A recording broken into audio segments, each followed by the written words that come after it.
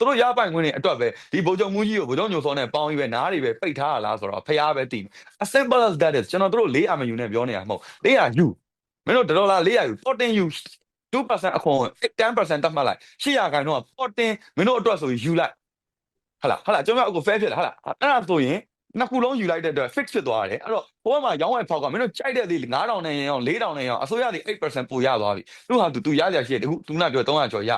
အခုအဲ့ဒါဖွင့်ပေးလိုက်တာဒီဘက်က importers တွေအကုန်လုံးရဲ့ရပိုင်ခွင့်သူတို့ဟပေးထားတဲ့အကွက်ကြီးကငတ်သွားမှာအကုန်လုံးကဗိုလ်ချုပ်ညိုဆိုကအဲ့တော့အဲ့ဒါကိုမပေါ်အောင်ပို့ပြီးတော့ဖုံးရင်နဲ့ဟုတ်ကျွန်တော်မျောလင့်နေတာတော့ကျွန်တော်ကိစ္စကြီးပေါ်လာရင်ဗိုလ်ချုပ်ရန်အောင်ဆိုလို့ဘုကောင်တွေအပြစ်ပေးသလိုမျိုးအပြစ်ပေးမယ်လို့တော့ glimpse of hope လေးနည်းနည်းတော့ရှိတယ်အခုလေအဲ့ဒါမှအပြစ်မပေးဘူးဆိုတော့တိုင်းပြည်တစ်ခုလုံးကတရုတ်လက်အောက်မှာရှိတယ်တရုတ်လို့ပြောလို့ I'm sorry if you're Chinese but တကယ်ကို